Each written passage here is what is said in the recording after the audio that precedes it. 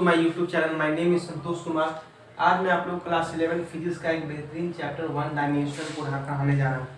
तो बेसिकली इस चैप्टर हम लोग जो कॉन्सेप्ट पढ़ेंगे, distance, displacement, speed, velocity, 1D motion वगैरह, आप तो इसके हर लेवल के क्वेश्चन आपको हर एग्जाम में आपको NDA, air force, navy, coast guard हर लेवल क्वेश्चन इस एग्जाम में आते हैं। तो इसको चैप्टर का बेसिकली ये जो चैप्टर है वो बेस रेडी करता है। जो भी आप आगे चैप्टर पे पढ़िएगा, circular motion, projectile motion, work power energy, rotational motion, तो उस चैप्टर में इसका कॉन्सेप्ट हर जगह यूज आएगा। तो बेसिकली इसको हम लोग अच्छे से पढ़ा जाएगा, अच्छे से समझा जाएगा और इसका हर लेवल को हम लोग टच किया जाएगा। हर लेवल के कॉन्सेप्ट, न्यूमेरिकल, फॉर्मूलाज, ग्राफ सब हम लोग अच्छे से समझेंगे और प्रैक्टिस भी करेंगे और थ्योरी पढ़ेंगे और कॉन्सेप्ट भी लेंगे। ठीक है, तो let's begin the chapter one dimension motion. देखिए, मोशन से हम लोग फैमिलियर है कि मोशन मतलब क्या होता है। कोई भी ऑब्जेक्ट जब अपना पोजीशन चेंज करता है तो उसको हम लोग मोशन कहते हैं। सपोज दैट मान लीजिए कोई पार्टिकल है, यहाँ से जो है अपना पोजीशन स्टार्ट किया, अब फिर स्टार्ट करके अपना जब ये पोजीशन चेंज कर दिया किसी टाइम में, तो उसी को हम लोग कहते हैं मोशन। मतलब any object we change the position from this position to that position, इसी को हम लोग कहते हैं मोशन विथ टाइम टी। मतलब कोई भी हम लोग जब कोई भी ऑब्जेक्ट है अपना जब वो पोजीशन चेंज करता है तो ऑब्वियसली सी बात है कि टाइम तो चेंज होगा, उसी को हम लोग कहते हैं मोशन। पर हम लोग क्लास 11 में यहाँ पे हम लोग एक वन टर्म ऐड करते हैं कि कोई भी ऑब्जेक्ट जो है अपना पोजीशन चेंज करता है from this position to that position with time T, तो with respect to difference point. वो सबसे बड़ी बात है कि किसके रिस्पेक्ट में, रिफरेंस पॉइंट के रिस्पेक्ट में। तो बात आती है कि सर रिफरेंस पॉइंट किसको कहते हैं। तो देखिए, कोई इसमें नया चीज नहीं है। रेफरेंस पॉइंट मतलब वैसा पॉइंट बेसिकली वो डिटरमाइन करता है कि कहाँ से मोशन स्टार्ट हुआ है। क्या बताता है कि ऑब्जेक्ट ने अपना मोशन कहाँ से स्टार्ट किया है। मतलब सपोज दैट बता, जैसे हम लोग प्ले ग्राउंड में खेलने जब जाते हैं तो हम लोग के सामने जब बॉल रहता है तो हम जब बॉल को किक करते हैं तो बेसिकली वो मोशन आ जाता है। तो बात है कि जब बॉल को हमने किक किया तो वो हमारे पोजीशन से वो अपना पोजीशन चेंज कर दिया, तो वो मोशन में तो आ गया और कुछ टाइम टी में मोशन में आया है। तो बात है कि हमारे रिस्पेक्ट में वो मोशन में आया है, तो हम क्या है, उसके लिए एक रेफरेंस पॉइंट है। तो वही बोलता है कि रेफरेंस पॉइंट बेसिकली क्या है, इट डिटरमाइन, मैं लिखता हूँ कि इट डिटरमाइन फ्रॉम वेयर, कहाँ से motion, from where motion begin. मतलब बताता है कि बेसिकली कि कहाँ से आपका मोशन स्टार्ट हुआ और किसके रिस्पेक्ट में स्टार्ट हुआ है। और हम लोग जब आगे चैप्टर पढ़ेंगे न्यूटन्स लॉ ऑफ मोशन, तो उसमें हम लोग इस पर खूब अच्छी बात करेंगे फ्रेम ऑफ रेफरेंस पे, कि basically Newton's law of motion जो है वो फ्रेम ऑफ रेफरेंस होता है, inertial frame of reference, non inertial frame of reference. तो उसमें मैं बताऊंगा कि रेस्ट और जो मोशन वो था रिलेटिव टर्म। हम जो बेसिकली जब देखते हैं रोड पे कोई भी पैसेंजर जो है जो बाइक से जाता है या किसी भी व्हीकल से वो जाता है, तो हम देखते हैं कि हमारे रिस्पेक्ट में वो बेसिकली क्या है, मोशन में। पर वही जो पैसेंजर है किसी के साथ में बैठा हुआ है तो उसके रिस्पेक्ट में वो क्या है, तो रेस्ट में। तो बेसिकली वो किस चीज़ का डिपेंडेंसी है, वो बेसिकली रेफरेंस पॉइंट का ही डिपेंडेंसी है। हम कहाँ स्टैंड है, ग्राउंड में, तो मेरे रिस्पेक्ट में क्या है, ऑब्जेक्ट मोशन में। और जो भी ऑब्जेक्ट है वो बैठा हुआ है किसी के साथ में, तो उसका फ्रेम ऑफ रेफरेंस क्या है, बेसिकली वो अभी बैठा हुआ है, अब पहले भी बैठा हुआ था। मतलब जिस व्हीकल पे जिस रेफरेंस पॉइंट वो अपना मोशन कर रहा है तो उसके रिस्पेक्ट में तो क्या है, वो रेस्ट में, बेसिकली वो मोशन में है। उसका जो जिस व्हीकल पे वो बैठा है, बट वो मोशन में है, पर उसके होने के बावजूद भी वो जिस ऑब्जेक्ट पर, जिस पार्टिकल पे उसने बैठा हुआ है, तो वो क्या है, जैसे पहले भी बैठा हुआ था अभी वो बैठा हुआ है। मतलब उसका रेफरेंस पॉइंट चेंज नहीं हो रहा है। बट जब मैं ग्राउंड से उसको देखता हूँ, विजुअलाइज करता हूँ, तो मेरे रिस्पेक्ट में क्या है, वो मोशन में, क्योंकि अपना वो पोजीशन चेंज कर रहा है with respect to time T from our reference point. तो उसी को हम लोग कहते हैं मोशन। मतलब कोई भी ऑब्जेक्ट अपना पोजीशन चेंज करता है विथ टाइम टी और with respect to reference point, that is called motion. उसका मैं डिफिनेशन लिखता हूँ, आइए मैं लिखा हूँ, वहाँ से इसको नोट कर लीजिए। मैं इसको रफ करूँगा, विद इन सेकेंड। ठीक है, मैं इसको रफ करता हूँ, देखिए मैं मोशन का डिफिनेशन लिखता हूँ।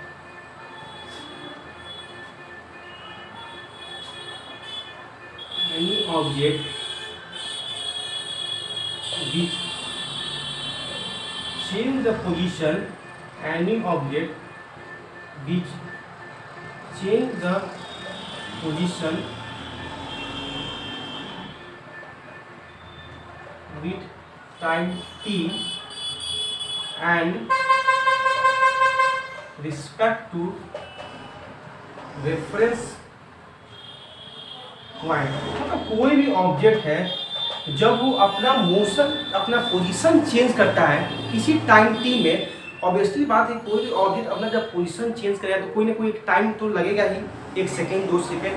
अब with respect to reference point, with respect to reference मतलब किस पोजीशन से अपना वो मोशन स्टार्ट किया उसके रिस्पेक्ट में क्या होगा, मोशन कहलाएगा। उसी को हम लोग कहते हैं मोशन, कि वो ऑब्जेक्ट क्या है, मोशन में है। अब हम लोग देखिए, अब यहाँ पे तो मोशन को मैंने क्लियर कर दिया। अब देखिए यहाँ पे लिखा हुआ है 1 डायमेंशन।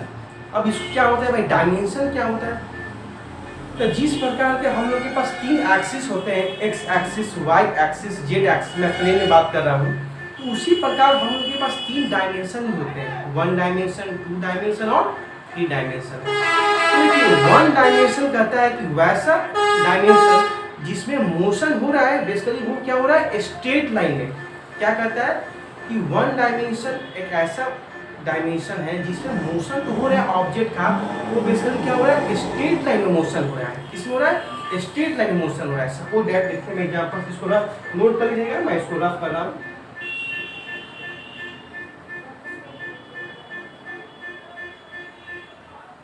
देखिए 1 डायमेंशन कहता है कि कोई भी ऑब्जेक्ट, जैसे मान यहाँ से कोई पार्टिकल स्टार्ट किया तो वो मोशन अपना बिगिन किया पर स्ट्रेट लाइन पाथ में, मतलब इसमें कहने का मतलब है कि उसमें डायरेक्शन चेंज नहीं होना चाहिए, मतलब जिस डायरेक्शन में वो ऑब्जेक्ट ने अपना मोशन स्टार्ट किया उसी डायरेक्शन में उसको मूव करना है। सपोज दैट कोई ऑब्जेक्ट ने अपना एक्स एक्सिस डायरेक्शन में मूव किया अपना मोशन, तो वाई और जेड एक्सिस में उस समय 0 चेंज होना चाहिए। मान लीजिए कोई ऑब्जेक्ट वाई एक्सिस में मूव कर रहा है तो उसमें जेड और एक्स एक्सिस में कोई चेंज नहीं होना चाहिए। कोई भी ऑब्जेक्ट है जब जेड एक्सिस में मूव कर रहा है तो एक्स और वाई एक्सिस में कोई चेंज नहीं होना चाहिए। मतलब जैसे कोई ऑब्जेक्ट यहाँ से अपना मोशन स्टार्ट किया तो स्ट्रेट लाइन पाथ में जाना, अपना डायरेक्शन उसको चेंज नहीं करनी, मतलब ये नहीं कि यहाँ से आपको इधर चल जाएगा इधर चल जाएगा, मतलब उसको डायरेक्शन नहीं चेंज करना है। वो हो सकता है कि मान लीजिए यहाँ से स्टार्ट किया अपना मोशन तो ऐसे ऐसे गया, अब फिर वहाँ से आपको रिटर्न भी कर सकता है, मतलब अपना इनिशियल पोजिशन की ओर भी आ सकता है। उसको हम बोलते हैं 1 डायमेंशन। जैसे जो motion of running track in A track, motion of जो ट्रेन का जो मोशन होता है ऑन ए ट्रैक, वो क्या एक स्ट्रेट लाइन मोशन है। मोशन ऑफ बाइक या बस इन ए स्ट्रेट लाइन रोड, वो भी क्या है, 1 डायमेंशन मोड है। जो हम लोग मूव करते हैं स्ट्रेट लाइन रोड में, वो भी क्या है, 1 डायमेंशन मोशन है। तो 1 डायमेंशन मोशन समझ गए, मतलब 1 डायमेंशन मतलब मोशन, मतलब motion straight line, motion straight line path, no change in direction, no change in direction, इसको हम लोग कहते हैं 1 डायमेंशन मोशन। और थोड़ा सा 2 डायमेंशन मोशन को भी डिस्कस कर लेते हैं।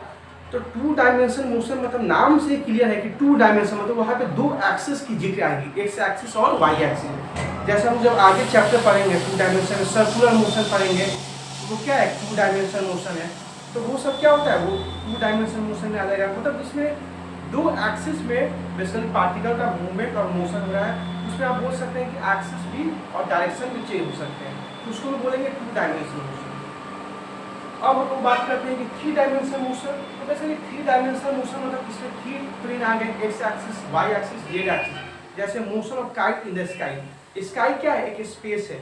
जब उसमें हम काइट को जब मोशन होता है काइट का, तो वो देखते हैं कि पतंग जो है इसी डायरेक्शन में जाने के लिए फ्री है, एक्स एक्सिस में भी जा सकता है, वाई में एक्सिस में भी जा सकता है और जेड एक्सिस में भी जा सकता है। Motion of bird in the sky, तो स्काई भी क्या एक तरह का स्पेस है, तो उसमें देखते हैं बर्ड का जो डायरेक्शन होता है एक्स एक्सिस में भी जा सकता है, वाई एक्सिस में जा सकता है और जेड एक्सिस में जा सकता है। इसको हम क्या बोलेंगे, 3 डायमेंशन मोशन। तो मैं समझ सकता हूँ कि आप लोग जितना मैं बताया हूँ अभी तक मोशन क्या होते हैं, reference point, 1 dimension motion, 2 dimension motion, 3 dimension motion, इतना आप लोग समझ गए होंगे। तो ठीक है, अब हम लोग आगे हाँ, तो मैं आपको इतना चीज़ बता चुका था कि मोशन क्या होते हैं, 1 डायमेंशन क्या होते हैं, 2 डायमेंशन क्या होते हैं, 3 डायमेंशन क्या होते हैं। मैंने रेफरेंस पॉइंट आपको समझा दिया। अब हम लोग बेसिकली हम लोग इससे कुछ पैरामीटर पढ़ेंगे। बेसिकली अब हम लोग वन डायमेंशन पढ़ रहे हैं, तो मैंने पहले ही बता दिया कि 1 डायमेंशन मतलब मोशन जो हो रहा है स्ट्रेट लाइन पाथ पर हो रहा है। तो कोई भी ऑब्जेक्ट मोशन करेगा स्ट्रेट लाइन पाथ पर, तो कुछ ना कुछ उस पर तो इफेक्ट आएगा ही। उसके पैरामीटर हम पढ़ेंगे।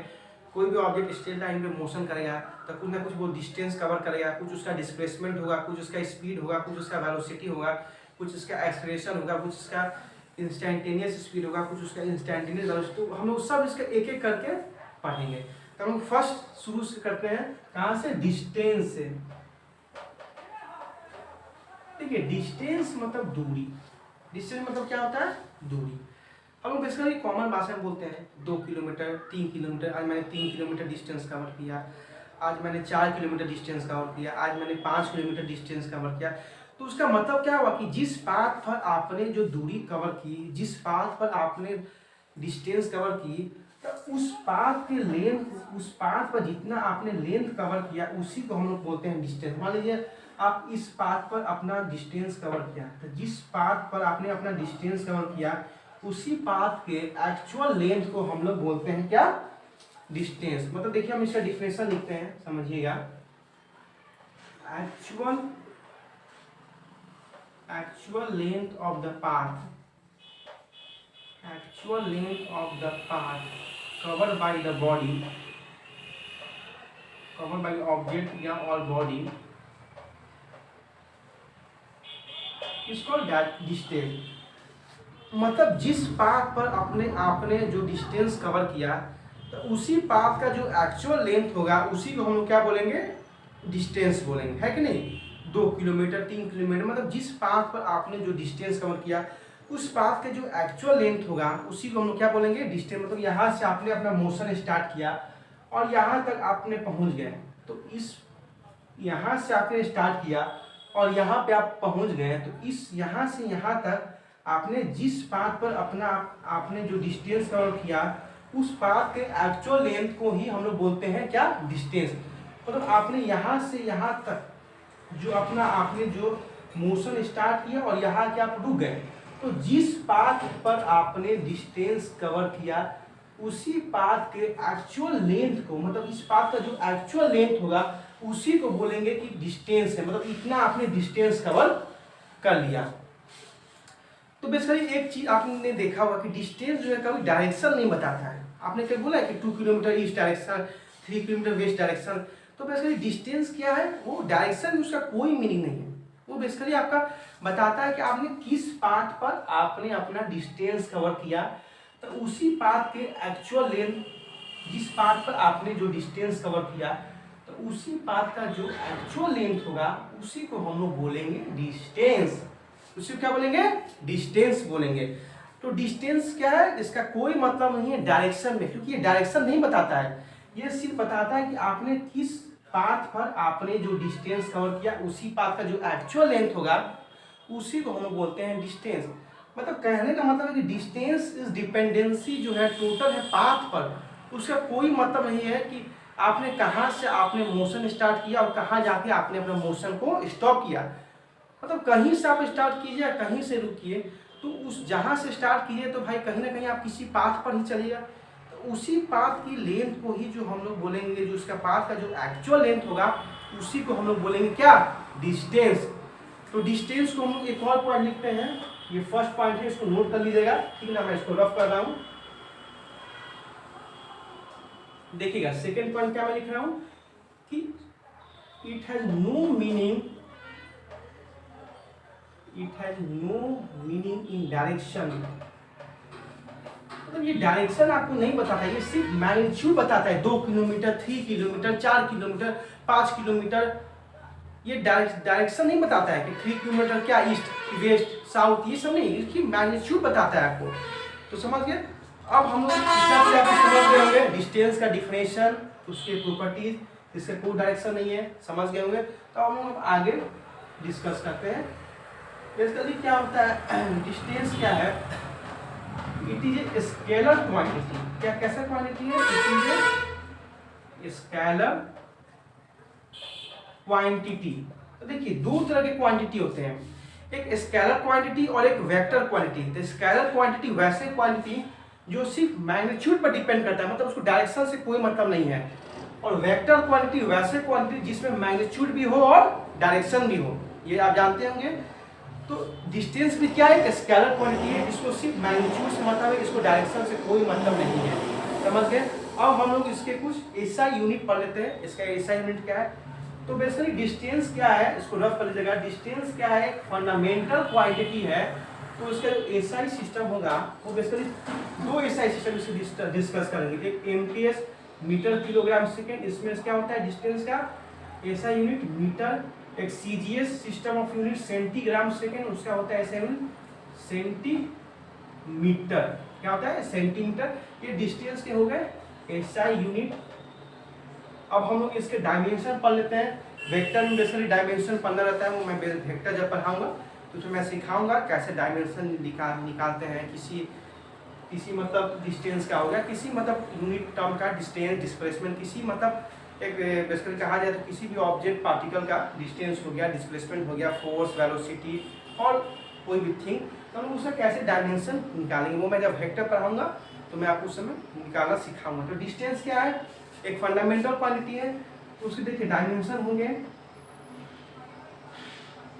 मास नहीं बताता है m0, l डिस्टेंस बताता है l, l1, t0, इसके क्या हो गया डायमेंशन हो गया, ये इसका यूनिट हो गया।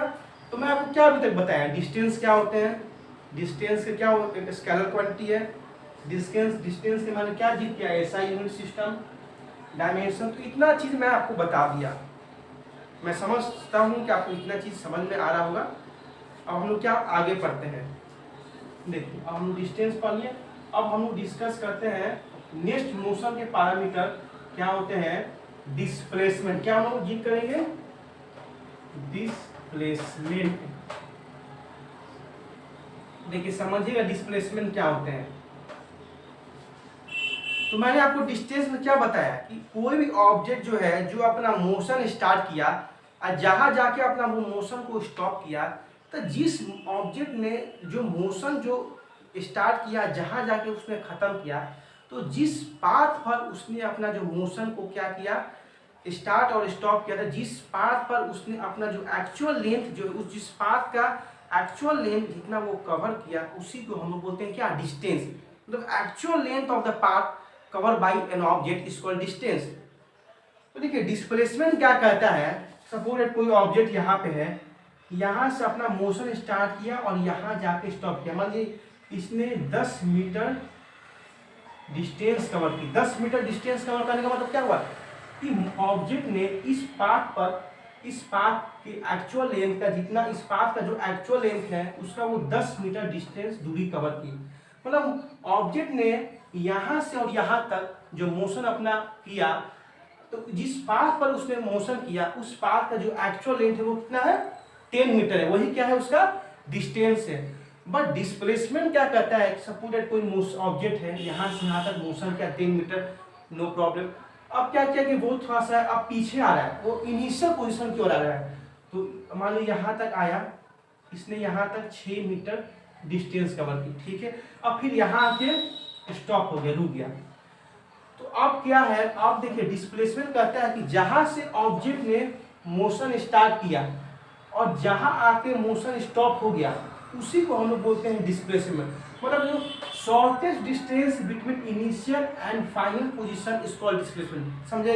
समझिएगा एक कोई ऑब्जेक्ट है, यहाँ से मोशन स्टार्ट किया, यहाँ तक गया, मान लीजिए 10 मीटर कवर किया डिस्टेंस। अब यहाँ भी आके स्टॉप हुआ, पर फिर अब क्या हुआ, वो अपने इनिशियल पोजीशन की ओर मूव करने लगा, उसमें यहाँ के वो बेचारा थक गया, मान लीजिए 6 मीटर अपना वो दूरी कवर किया।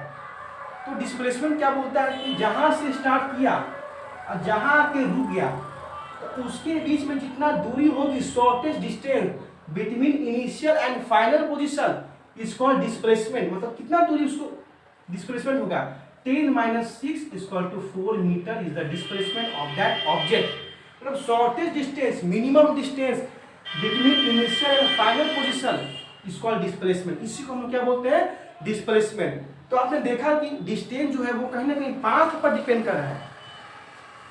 या आपने ये नहीं डिस्टेंस देखता है कि आपने कहाँ से मोशन स्टार्ट किया, वो बेसिकली देखता है कि आप किस पाथ पर जा रहे हैं। जिस पाथ पर आप जा रहे हैं उस पाथ का जो एक्चुअल लेंथ होगा उसी को बोलते हैं डिस्टेंस। मतलब ऑब्जेक्ट ने उतना डिस्टेंस कवर कर ली है।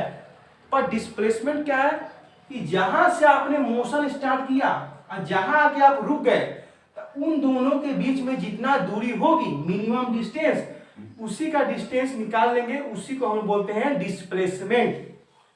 तो distance is depend on path but displacement depend on initial and final position of the object. कोई दिक्कत नहीं होगी आपको यहां तक, जितना मैं आपको समझा चुका हूं। तो ठीक है, अब हम नेक्स्ट इसके पॉइंट डिस्कस करते हैं।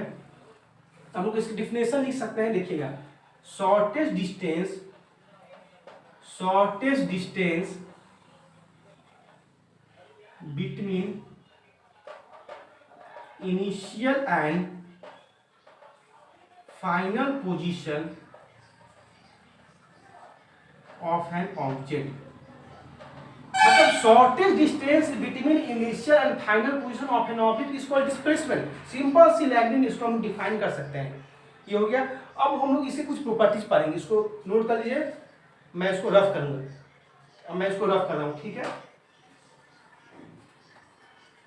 देखिएगा इसका क्या प्रॉपर्टी है सेकेंड, कि displacement is a vector quantity. देखिए क्या है, displacement is a vector quantity.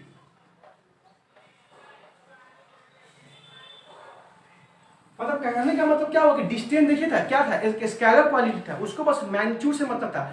But displacement vector quantity है, मतलब इसमें मैग्नीट्यूड भी होंगे, डायरेक्शन भी होंगे। मतलब इसमें जो हम लोग ऑब्जेक्ट का जो मोशन बताएंगे हम लोग 3 मीटर 4 मीटर ऐसे नहीं बताएंगे 3 metre east direction, 4 metre north direction, 5 metre south direction. Basically हम इसका मैग्नीट्यूड भी बताएंगे और क्या बताएंगे, डायरेक्शन भी बताएंगे। सपोज दैट कोई ऑब्जेक्ट है, यहाँ से मोशन स्टार्ट किया और बेसिकली वो क्या ईस्ट डायरेक्शन में गया 5 मीटर, ठीक है।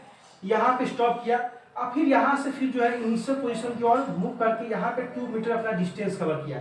तो इसका डिस्प्लेसमेंट कितना हो जाएगा, 3 metre west direction. 3 metre west direction इसका क्या हो जाएगा, डिस्प्लेसमेंट। मतलब ये वेस्ट डायरेक्शन क्या हुआ, बेसिकली इसका डायरेक्शन बता रहा है कि ऑब्जेक्ट का जो है डिस्प्लेसमेंट 3 मीटर तो है, पर किस डायरेक्शन में है, वेस्ट डायरेक्शन में है। तो ये ऑब्जेक्ट क्या हुआ, डिस्प्लेसमेंट हुआ, ठीक है। तो डिस्प्लेसमेंट क्या है, एक वेक्टर क्वांटिटी है। और अब हम लोग इसके थोड़ा सा बात करेंगे इसका ऐसा यूनिट क्या है डिस्टेंस की ओर। तो देखिए जिस प्रकार डिस्टेंस का मीटर है, उसी तरह सेम डिस्प्लेसमेंट में क्या है, एक कहीं ना कहीं ये भी तो ऑब्जेक्ट का डिस्टेंस ही तो बता रहा है। तो इसका भी ऐसा यूनिट क्या होगी, एमके सिस्टम में हम जाने पढ़ेंगे, मीटर हो जाएगा। और सीरियस में आपको क्या हो जाएगा, सेंटीमीटर। ये उसके ऐसा यूनिट होंगे, समझ गए। क्योंकि डिस्टेंस और डिस्प्लेसमेंट दोनों का काम तो एक ही ना कर रहा है। दोनों क्या कर रहा है, एक तरह का यो भी तो डिस्टेंस ही ना मेजर कर रहा है ऑब्जेक्ट का। वो बात अलग है कि डिस्टेंस जो है वो पाथ पर डिपेंड करता है और डिस्प्लेसमेंट डिपेंड करता है कि ऑब्जेक्ट ने कहाँ से मोशन स्टार्ट किया और कहाँ जाके अपना मोशन को स्टॉप कर दिया। पर दोनों का काम क्या है, डिस्टेंस ही ना मेजर कर रहा है। तो इसीलिए ऐसा यूनिट दोनों का सेम है, मीटर और सेंटीमीटर।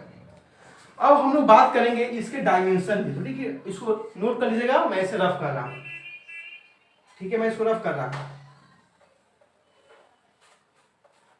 देखिएगा इसका डायमेंशन।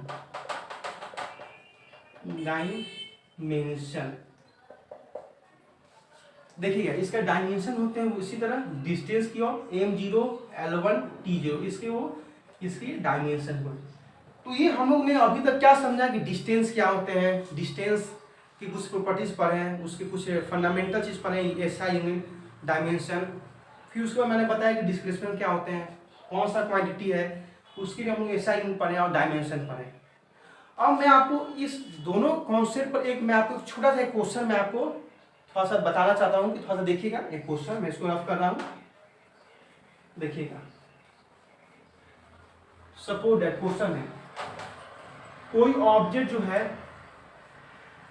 ए से जो है बी तक गया। कोई ऑब्जेक्ट जो है अपना मोशन ए से स्टार्ट किया और बी पे गया और इस पाथ पर गया, एरो देखिएगा इस पाथ पर गया। तो इसमें मालूम करना है कि डिस्टेंस कितना होगा और उस ऑब्जेक्ट ने कितना डिस्प्लेसमेंट कवर किया। देखिए डिस्टेंस कैसे निकालेंगे, मैंने अभी बताया कि डिस्टेंस क्या है, पाथ पर डिपेंड करता है। तो देखिए इस पाथ पर गया, इस पाथ पर गया और ऐसे इससे आपको उस फिगर से कुछ आपको मालूम चल रहा है, ये पूरा सर्किल होता है और इसको हाफ कर दीजिएगा, डायमीटर से कट कर दीजिएगा, तो बेसिकली ये हाफ सर्किल हो जाएगा।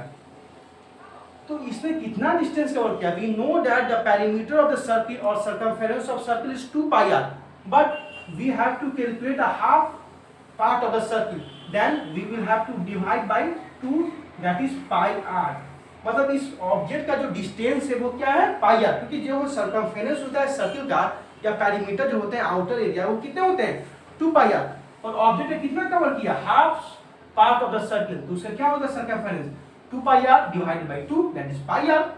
ये हो जाएगा उसका डिस्टेंस, डिस्टेंस कितने हो जाएंगे, पाई r। अब हम डिस्प्लेसमेंट निकालेंगे।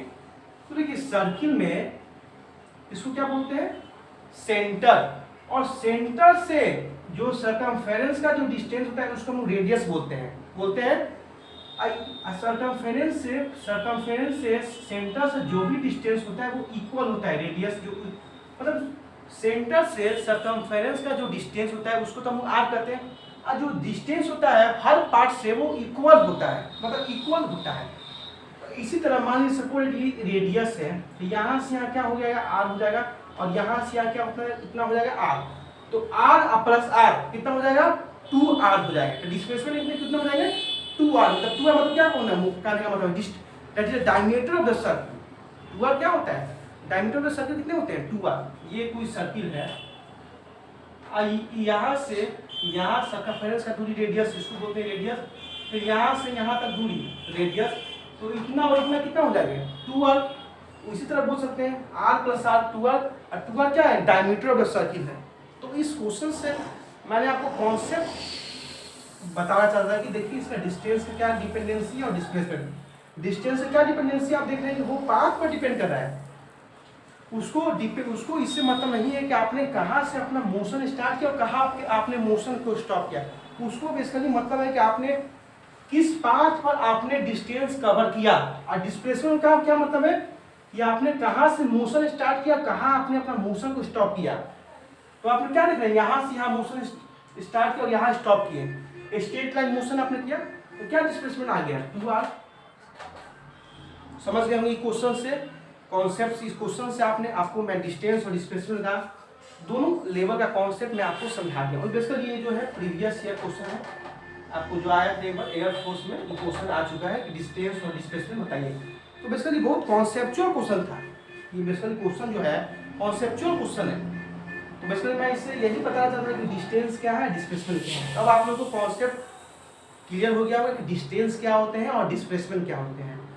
अब हम लोग कुछ इसके क्या करेंगे, और डिस्प्लेसमेंट पर मैं कुछ आपको और विशेष बताना चाहता हूँ। देखिएगा मैं इसको रफ कर रहा हूँ, नोट कर लीजिएगा।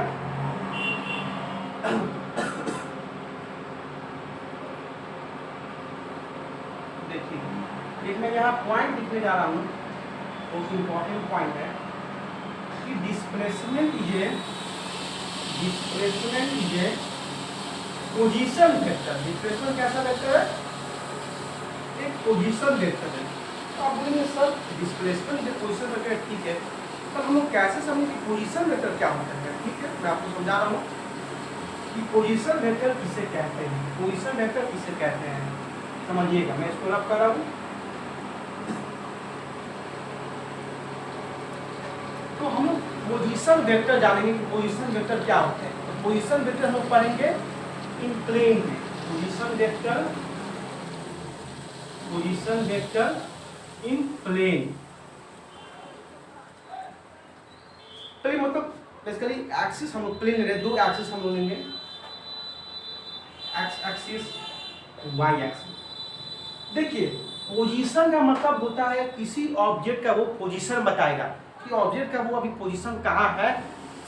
अब वेक्टर मतलब है, तो जाहिर सी बात है वेक्टर है तो वो डायरेक्शन भी बताएगा और मैग्नीट्यूड बताएगा। पोजीशन वेक्टर का क्या क्या है कि ऑब्जेक्ट का वो पोजीशन बताएगा कहाँ से उसने मोशन स्टार्ट किया, from difference point. Suppose that कोई पार्टिकल जो है वो यहाँ पे है इसी टाइम t पर, उसका हम रेफरेंस लेंगे फ्रॉम ऑरिजिन से, मतलब वो ऑरिजिन से स्टार्ट किया है टाइम टी पर, इसका मोशन ये है, मतलब कोई पॉइंट पी है, उसका कोऑर्डिनेट है x1 y1। अब कोई कहेगा कि बताइए पी का पोजीशन वेक्टर, तो पोजीशन वेक्टर निकालने के लिए हम लोग ओ से जो इसका रेफरेंस पॉइंट है उसको हम क्या करेंगे, लाइन को क्या करेंगे, ज्वाइन कर देंगे। अब हम लोग ओपी का पोजीशन वेक्टर निकालेंगे। तो पोजीशन वेक्टर निकालने के लिए हम लोग हमें इस पे एक ऐसा डायरेक्ट देना पड़ेगा सिंबल, इसको बोलेंगे position vector of P from point O. तो हम क्या लिखेंगे, x1 i cap plus y1 j cap, ये आपको ओपी का पोजीशन वेक्टर है। तो आप कहेंगे सर ये आई कैप और जे कैप क्या है, तो देखिए भाई आई कैप जो है वो डायरेक्शन बता रहा है एक्स एक्सिस, और जे कैप जो है वो डायरेक्शन बता रहा है वाई एक्सिस में। बेसिकली मैं जब आपको वेक्टर पढ़ाऊंगा तो उसमें मैं आपको और क्लियर करूंगा कि आई कैप जे कैप, और उसमें मैं थोड़ा सा आपको एलेबोरेट कर लूँ। अभी तक ये जानिए कि आई कैप जो क्या है वो बेसिकली डायरेक्शन बता रहा है किसी पार्टिकल का एक्स एक्सिस में, और जे कैप जो है उसका डायरेक्शन बता रहा है वाई एक्सिस में। अब यही पर हम जब 3D में बात करते हैं, हम सपोज ऐसे लेते हैं और इसमें एक और एक्सिस जेड एक्सिस ले लेते हैं, तो बेसिकली उस वहाँ पे क्या हो जाता है x1 y1 z1। अब यहाँ पे कोई पोजीशन वेक्टर पूछता तो हम क्या लिखते हैं,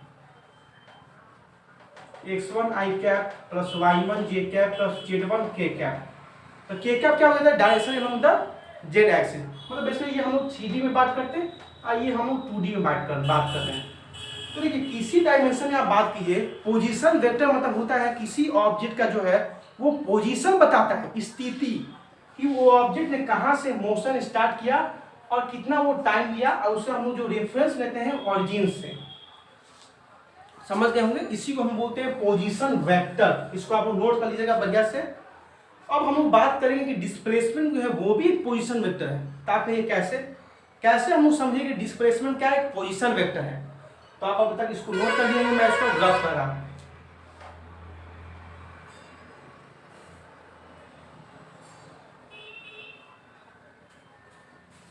देखिएगा थोड़ा सा, मैं आपको फिगर से एक्सप्लेन करना चाहता हूँ। देखिएगा x axis Y axis, 3D में हम लोग बात करेंगे। इस पॉइंट P है, पार्टिकल का जो पोजीशन है, कोऑर्डिनेट है x1 y1 और z1। इस पार्टिकल P का जो क्या है कोऑर्डिनेट है x1 y1 और क्या z1। ठीक है, हम लोग जो भी रेफरेंस देते हैं पोजीशन वेक्टर में, जो भी निकालते हैं जिसका पोजीशन वेक्टर, उसका कहीं ना कहीं किसी से रेफरेंस लेते हैं। तो हम लोग P का रेफरेंस कहाँ से लेंगे, O से लेंगे। ठीक है, अब क्या हुआ, किसी टाइम T में ऑब्जेक्ट का मोशन यहाँ हुआ पॉइंट P पे। ठीक है, फिर टाइम T डैश में एट मतलब यहाँ से स्टार्ट किया, रेफरेंस हम लोगों ने ऑरिजिन से। अब टाइम T डैश में मतलब किसी अगले समय में उसका मोशन यहाँ आ गया, यहाँ आके रुक गया। उसका कोऑर्डिनेट होगा x2 y2 z2, मतलब यहाँ से स्टार्ट किया और यहाँ के रुक गया। एट टाइम T में उसका मोशन यहाँ था, और टाइम T डैश में इस ऑब्जेक्ट का मोशन यहाँ था। ठीक है, हम लोग रेफरेंस कहाँ से ले रहे हैं, ऑरिजिन से, तो हम उसको ऐड कर देंगे, ज्वाइन कर देंगे और एरो दे देंगे। तो पोजीशन वेक्टर देखिए, पोजीशन वेक्टर बेसिकली तो ऑब्जेक्ट का पोजीशन बताता ही है, उसके साथ वो क्या बताता है, डायरेक्शन बताता है, पोजीशन ऑफ ऑब्जेक्ट बता रहा है। ये एरो मैंने दिया है, तो ये एरो मतलब क्या हुआ, इस पार्टिकल पॉइंट P का जो है डायरेक्शन इधर की ओर है। ये Q का मैंने एरो इधर दिया, मतलब Q का जो डायरेक्शन है इधर की ओर, मतलब जो बेसिकली क्या है, पोजीशन वेक्टर तो बेसिकली पोजीशन बताता ही है ऑब्जेक्ट का, और साथ में क्या बताता है, डायरेक्शन भी बताता है ऑब्जेक्ट का और पार्टिकल का, है कि नहीं। समझ गए होंगे आप। देखिए, तो आप कोई पूछेगा कि बताइए PQ जो यहाँ से मोशन स्टार्ट हुआ और Q पे रुक गया, तो मैं डिस्प्लेसमेंट बताया हूँ कि shortest distance between initial and final position, इसी को हम डिस्प्लेसमेंट बोलते हैं। मतलब बेसिकली मेरे कहने का मतलब है कि PQ वेक्टर मुझे निकालना है, PQ वेक्टर मुझे क्या निकालना है, PQ वेक्टर, जो कि क्या है, डिस्प्लेसमेंट है। समझिएगा, एक वेक्टर में आपको कॉन्सेप्ट पढ़ाऊंगा, triangular law of vector addition. क्या पढ़ाऊंगा, triangular law of vector addition. उसमें समझिएगा, triangular law of vector addition कहता है कि आप कोई दो वेक्टर ले लो। क्या कहता है कि आप कोई भी दो वेक्टर ले लो जिसका मैग्नीट्यूड, और आप कोई भी जो दो वेक्टर लोगे उसका कुछ मैग्नीट्यूड होंगे और उसका कुछ डायरेक्शन होगा। बट जो आप जो दो वेक्टर लिए हो उसका सेंस सेम होना चाहिए। सेंस का मतलब क्या हुआ, मतलब बेसिकली देखिए, मैं ये एक दो वेक्टर लिया हूँ, किसी दो वेक्टर का है, वेक्टर है तो उसका मैग्नीट्यूड और डायरेक्शन होगा, नो प्रॉब्लम। अब कह रहा है कि इसको सेम सेंस में रखना है। सेम सेंस मतलब मान के चलिए कि जैसे यहाँ से, जैसे घड़ी का जो डायरेक्शन होता है क्लॉकवाइज होता है, ऐसे मूव करता है। मतलब कहने का मतलब है कि मैंने जो इस दो वेक्टर लिया हूं उसका सेंस क्या देख रहे हैं, एंटी क्लॉकवाइज है, काउंटर क्लॉकवाइज डायरेक्शन में है कि नहीं है। देखिएगा ये वेक्टर का एरो इधर है, मतलब आप इधर जा रहे हैं, इधर घड़ी ऐसे मूव करता है क्लॉकवाइज, आप ऐसे जा रहे हो, तो ये क्या है, काउंटर क्लॉकवाइज डायरेक्शन में मूव कर रहे हो। तो हम क्या पढ़ने जा रहे हैं, triangular law of vector addition में जब बोल रहा है कि जब दो वेक्टर लिए हो तो उसका कुछ मैग्नीट्यूड होंगे और कुछ डायरेक्शन होंगे, ठीक है, नो प्रॉब्लम। और सेम सेंस में होना चाहिए, मतलब क्लॉकवाइज जा रहे हो तो क्लॉकवाइज ही जाओ, मतलब ये वेक्टर का आप ऐसे जा रहे हो, मतलब किसी एक सेम सेंस में लेना है। ये नहीं कि आप कोई वेक्टर, मतलब सेम सेंस का कहने का मतलब एक सेम डायरेक्शन में, ये नहीं कि एक वेक्टर ऐसे जा रहा है एक ऐसे आ रहा है इधर, वैसे नहीं होना चाहिए। सेम सेंस में आप क्लॉकवाइज ले रहे हो तो क्लॉकवाइज ही लो, एंटी क्लॉकवाइज ले रहे हो तो एंटी क्लॉकवाइज ही लो, मतलब सेम सेंस में होना चाहिए, मतलब सेम डायरेक्शन में होना चाहिए। हो गया। उसके बाद जो थर्ड साइड होगा ट्रायंगल का, ये बेसिकली ट्रायंगल जो ये जो थर्ड साइड होगा ट्रायंगल का, उसको लेना है ऑपोजिट सेंस में। ये जो दो वेक्टर है ये मैंने दो सेम सेंस में ले लिया, क्या, counter clockwise sense, counter clockwise sense में। तो जो तीसरा वेक्टर होगा, जो थर्ड साइड ऑफ ट्रायंगल होगा, third side of the triangle होगा, उसको लेना है हम लोग को ऑपोजिट सेंस में।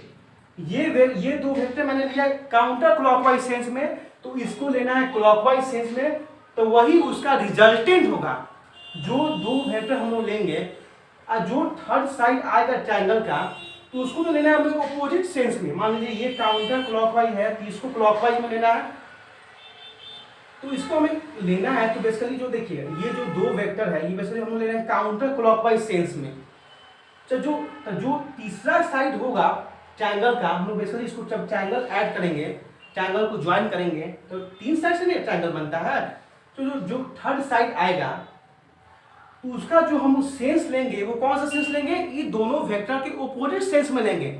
ये मैंने लिया काउंटर क्लॉकवाइज, इसको हम लोग लेंगे आपको क्लॉकवाइज सेंस में।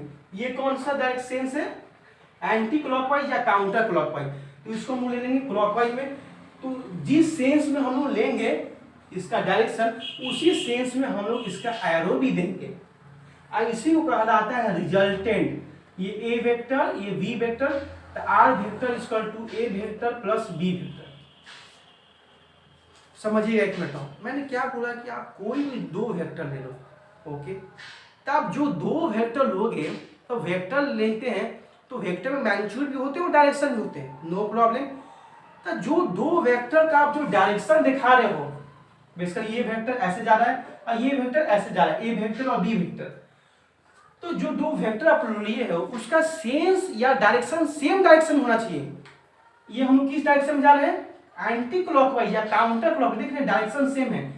देखिए डायरेक्शन मतलब देखिए ये जो वेक्टर होते हैं इसको बोलते हैं, तो जो इसको जो टॉप पार्ट होते हैं इसको हम बोलते हैं हेड, और जो ये होते हैं पूंछ जिसको बोलते हैं उसको हम बोलते हैं टेल। जिस वेक्टर मैंने जिसको एरो से रिप्रेजेंट किया है समझिए कि वो क्या उसका है, हेड पार्ट है, और जिसमें एरो नहीं है समझिए कि वो वेक्टर का क्या है, टेल पॉइंट है। तो मेरा कहने का मतलब है कि जो मैंने दो वेक्टर लिया है, ए वेक्टर और बी वेक्टर, तो आप देख रहे हो कि दोनों वेक्टर का जो होना चाहिए वो मैग्नीट्यूड, तो जो दो वेक्टर हैं तो कोई भी दो वेक्टर लिया है तो उसका मैग्नीट्यूड और डायरेक्शन तो होंगे, नो प्रॉब्लम। अब बात है कि मान लीजिए ये ए वेक्टर है, ये आपका बी वेक्टर है, ये आपका कौन सा है, ए वेक्टर है, और ये आपका बी वेक्टर है। तो कहने का मतलब है कि दोनों वेक्टर का सेंस सेम होना चाहिए। सेंस का कहने का मतलब है कि डायरेक्शन उसका सेम होना चाहिए। देखिए इसका हेड, पहला वेक्टर का हेड और दूसरा वेक्टर का टेल आ रहा है कि नहीं, मतलब पहला वेक्टर का हेड और दूसरा वेक्टर का टेल सेम डायरेक्शन में है। अब देख रहे हैं हम लोग इसको एंटी क्लॉकवाइज ले रहे हैं, मतलब देख घड़ी का जो डायरेक्शन होता है वो ऐसे होता है, हम लोग ले रहे हैं ऐसे एंटी क्लॉकवाइज सेंस में ले रहे हैं। उसके बाद क्या बोला कि जो थर्ड साइड आएगा ट्रायंगल का, जो इसे हम थर्ड साइड जो है ज्वाइन करेंगे तो एक ट्रायंगल बनेगा। तो अब बात आई कि भाई जो हम लोग थर्ड साइड लिए हैं ट्रायंगल का, उसका हम लोग एरो किस तरफ दे, इधर दे या इधर दे।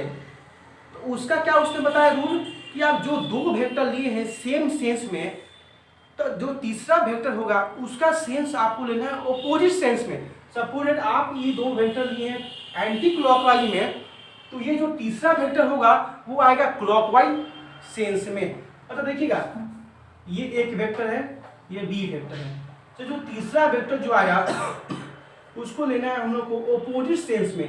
देखिए इसका हेड और इसका हेड दोनों को क्या करवा देना है, कोइंसाइड करवा देना है। तो वही उसका क्या आ जाएगा, उस वेक्टर का डायरेक्शन आ जाएगा और उस वेक्टर का क्या आ जाएगा, रिजल्टेंट आ जाएगा। मतलब तो हम लोग बोलेंगे कि R vector equal to A vector plus B vector. इसी को मैं कहता हूं triangular law of vector addition.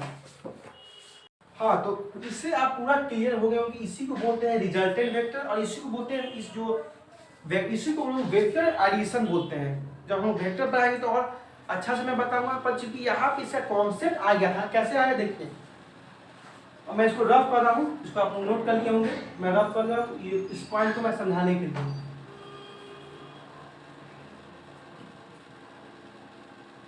देखिए ये भी क्या है, वेक्टर है, ओपी वेक्टर, ठीक है, और ये क्या है आपको एक ओक्यू वेक्टर है।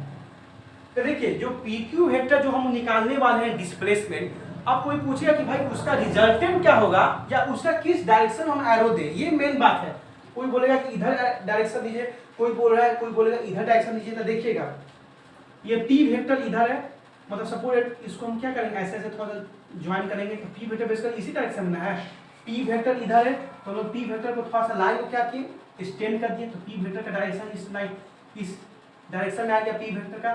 तो देखिए क्यू वेक्टर और पी वेक्टर, क्यू वेक्टर और पी वेक्टर देख रहे हैं कि नहीं, क्यू वेक्टर और पी वेक्टर जो है हम लोग एंटी क्लॉकवाइज सेंस में ले रहे हैं, सेम डायरेक्शन में है कि नहीं। तो जो इसका रिजल्टेंट आएगा वो बेसिकली क्या आएगा, जो बेसिकली इसका जो रिजल्टेंट आएगा वो क्या आएगा, ऑपोजिट सेंस में आएगा कि नहीं। ये जो दो वेक्टर मैंने लिया है, सपोज एक ओपी वेक्टर है, ये आपका ओक्यू वेक्टर है, हम लोग को निकालना है पीक्यू वेक्टर। पीक्यू वेक्टर का हमें क्या निकालना है, रिजल्टेंट निकालना है और किस डायरेक्शन में वो मूव करेगा। तो देखिए मैंने क्या किया, ओपी वेक्टर जो ऐसे है मैंने इसको थोड़ा सा ऐसे कर दिया, ये बेसिकली क्या पी वेक्टर इसी डायरेक्शन में है, तो मैं देख रहा हूँ क्यू वेक्टर और पी वेक्टर सेम डायरेक्शन में है। तो इसका जो ये रिजल्टेंट है, इसका जो ये रिजल्टेंट है वो बेसिकली अपोजिट सेंस में आएगा कि नहीं, आप बताइए। ये क्यू वेक्टर ऐसे जा रहा है, अब पी वेक्टर जो है ऐसे जा रहा है, तो इसका जो ये वाला रिजल्टेंट है वो बेसिकली अपोजिट सेंस में आएगा कि नहीं। ये जा रहा है एंटी क्लॉकवाइज, तो ये इसका रिजल्टेंट आएगा क्लॉकवाइज। ये देखिएगा ये जो क्यू वेक्टर है ऐसे जा रहा है, पी वेक्टर जो है ऐसे जा रहा है, तो क्यू और पी वेक्टर का देख रहे हैं डायरेक्शन सेम है, एंटी क्लॉकवाइज है। तो इसका जो इसका रिजल्टेंट होगा ये वाला वो बेसिकली अपोजिट सेंस में आएगा कि नहीं। देखिए इसका हेड कोइंसाइड कर रहा है कि नहीं, ये सेम डायरेक्शन में जा रहा था क्यू वेक्टर और पी वेक्टर। इसका जो रिजल्टेंट आया वो कौन सा डायरेक्शन में आया, क्लॉकवाइज सेंस में आया, तो यही इसका रिजल्टेंट हो गया। तो हम लिख सकते, देखिए तो मैं बता सकता हूँ इसका रिजल्टेंट इस डायरेक्शन होगा, पी क्यू वेक्टर है कि नहीं, इसका रिजल्टेंट किस डायरेक्शन में होगा, इस डायरेक्शन में होगा। अब हम लोग इसका इस पे एडिशन लॉ लगाते हैं। देखिएगा OP vector plus PQ vector equal to OQ vector लिख सकते हैं कि नहीं, एनी प्रॉब्लम। ओपी वेक्टर आप plus PQ vector equal to क्या, ओक्यू वेक्टर। तो हमको पीक्यू वेक्टर निकालना है, OQ vector minus OP vector. OQ vector का हमको पोजीशन वेक्टर निकालना है, तो हम लोग लिखेंगे, अब मैं इसको रफ कर रहा हूँ, थोड़ा सा नोट कर लीजिएगा। Position vector of OQ vector क्या हो जाएगा, x2i cap plus y2j cap plus z2k cap. Same way में position vector of OP vector x1i cap plus y1j cap plus z1k cap. यही जो रिजल्टेंट आया पीक्यू वेक्टर जो हमें निकालना है मतलब position vector of Q with respect to P हम निकाल लो, क्या आ जाएगा x2 minus x1 I cap plus y2 minus y1 J cap plus z2 minus z1 K cap. या तो पोजीशन वेक्टर आया पी क्यू और जिसको हम बोलते हैं डिस्प्लेसमेंट वेक्टर। तो बेसिकली जो मैं आपको समझाने वाला था वो तो पोजीशन वेक्टर बताया, उस हिसाब से मैं आपको क्या बताया कि ट्रायंगुलर और वेक्टर डायरेक्शन क्या हुआ कि आप कोई भी दो वेक्टर लो, एक ये वेक्टर लो और एक ये वेक्टर लो, तो जो भी आप दो वेक्टर लेते हो तो उसका क्या होता है, कुछ मैग्नीट्यूड होता है, कुछ डायरेक्शन होता है, कोई दिक्कत नहीं है। तो आप जो भी दो वेक्टर लो उसका जो है सेंस क्या होना चाहिए, सेम सेंस होना चाहिए मतलब सेम डायरेक्शन में है तो उसको हम लोग ऐड करेंगे और डिफरेंट डायरेक्शन में तो उसको क्या करेंगे माइनस सब्ट्रैक्ट करेंगे। तो ये क्या है काउंटर क्लॉकवाइज सेंस में है, एंटी क्लॉकवाइज सेंस में। तो जो इसका तीसरा वेक्टर आएगा, तीसरा साइड आएगा ट्रायंगल का, थर्ड साइड हो रहा है कि नहीं ट्रायंगल का, ये तीसरा वेक्टर, तब हम लोग इसका एरो किस तरफ दें, तो एरो हमें उस तरफ देना है, उसके अपोजिट सेंस में देना चाहिए। मतलब ये काउंटर क्लॉकवाइज है तो हम देना है क्लॉकवाइज सेंस में, ये यही थर्ड वेक्टर का रिजल्टेंट आ जाएगा। और उसी को हम लिखेंगे R vector equal to A vector plus V vector. जो भी दो वेक्टर सेम डायरेक्शन में है उसी को ऐड कर देंगे और उसी के अलावा जो थर्ड साइड आया उसी के रिजल्टेंट वेक्टर के इक्वल हो जाएगा। तो ये बेसिकली रिजल्टेंट हम जब वेक्टर में पढ़ेंगे तो मैं बताऊंगा कि रिजल्टेंट इसका निकलेगा under root A square plus B square plus 2ab cos theta. और इससे जो एंगल जो बनेगा अल्फा ए वेक्टर से वो बनेगा b sin theta upon a plus b cos theta. वो मैं आपको वेक्टर चैप्टर में बताऊंगा कैसे इसका रिजल्टेंट निकलेगा और कैसे मैं इसका जो है रिजल्टेंट निकलेगा। ये बात आप समझे कि पोजीशन वेक्टर क्या है, किसी वेक्टर का पोजीशन बताता है। तो सेम देखे कि नहीं ओपी वेक्टर और पीक्यू वेक्टर जो देखे कि नहीं, OP vector plus PQ vector जो था सेम डायरेक्शन में था, तो ओपी प्लस पीक्यू हम लोग किए equal to OQ vector, OP plus PQ equal to OQ vector, तो पीक्यू वेक्टर निकल गया OQ vector minus OP vector. अगर आप देख रहे होंगे ओपी वेक्टर का और पीक्यू वेक्टर का डायरेक्शन सेम है तो दोनों वेक्टर का हम लोग ऐड कर दिए और ओक्यू वेक्टर के बराबर हो गया। पर हमें निकालना क्या है पीक्यू वेक्टर, तो पीक्यू वेक्टर बराबर OQ vector minus OP vector, तो हमें रिजल्टेंट निकल जाएगा। ये हमें क्या निकल गया, रिजल्टेंट निकल गया। तो आज के क्लास के लिए इतना ही हम लोग समझे कि रेस्ट मोशन क्या होते हैं, मोशन क्या हुआ, 1 डायमेंशन मोशन क्या होते हैं, 2 डायमेंशन मोशन क्या है, 3 डायमेंशन मोशन क्या है, मोशन के पैरामीटर मैंने समझा, हम लोग समझे डिस्टेंस क्या होते हैं, डिस्प्लेसमेंट क्या होते हैं, उसके हम लोग एसआई यूनिट पढ़े, डायमेंशन पढ़े, पोजीशन वेक्टर क्या होते हैं, ट्रायंगुलर और वेक्टर डायरेक्शन क्या होते हैं, किसी वेक्टर का रिजल्टेंट कैसे निकलता है और कैसे वो पोजीशन वेक्टर कैलकुलेट करते हैं, कैसे प्रूव हो गया कि हमारा जो डिस्प्लेसमेंट वेक्टर है वो क्या है, पोजीशन वेक्टर है। तो इतना आप लोग तब तक नोट कीजिएगा। अब जानने से पहले मैं आपको एक क्वेश्चन दे रहा हूँ, उसको आप लोग बनाइएगा और कमेंट सेक्शन में उसके आंसर दीजिएगा। मैं इसको रफ कर रहा हूँ, ठीक ना, आप इसको नोट कर लिए होंगे। देखो एक क्वेश्चन नोट कर लीजिए, ठीक ना, डेली क्लास चलेगा, ठीक ना, कॉन्सेप्ट से पढ़ना है। अपकमिंग एग्जाम में, अपकमिंग डे में बहुत सारे एग्जाम आने वाले हैं, तो इसमें 1D मोशन से अच्छे लेवल के क्वेश्चन बनते हैं। मैं आपको हर लेवल का कॉन्सेप्ट भी दूंगा, क्वेश्चन भी प्रैक्टिस कराऊंगा और साथ में जुड़े रहिए और पढ़ते रहिए और ये क्वेश्चन एक नोट कर लीजिए। बेसिकली ग्राफ रिलेटेड क्वेश्चन दे रहा हूँ। ये डिस्टेंस टाइम है पहला,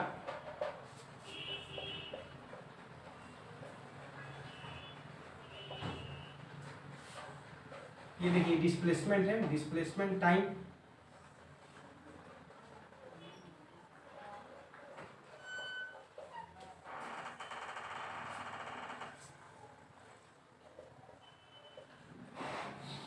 इसमें बताना है which graph is wrong, which graph is wrong, बताना है कि इस चारों ग्राफ में से कौन सा ग्राफ रॉन्ग है। तो इसका कमेंट सेक्शन में इसका आंसर दीजिएगा। और जो भी अभी देखिए मैं स्टार्ट किया हूँ, जितना रिसोर्स है उसमें मैं आपको समझा रहा हूँ, जो भी मुझे समझाने में प्रॉब्लम होगी तो आप कमेंट सेक्शन में बताइएगा, मैं उसको नेक्स्ट टाइम में और इसको अच्छा से एक्सप्लेन करूँगा, क्योंकि मुझे सपोर्ट की भी जरूरत है। सपोर्ट कीजिएगा और मुझसे जुड़े रहिए। जो भी प्रॉब्लम हो, मेरा जो कॉन्टैक्ट नंबर उससे भी आप बात सकते हैं, कमेंट में अपना थ्योरी डाल दीजिएगा, मैं उसका जरूर आंसर दूंगा और इसका आंसर मुझे बताइएगा। तब तक पढ़ते रहिए, खेलते रहिए, हंसते रहिए।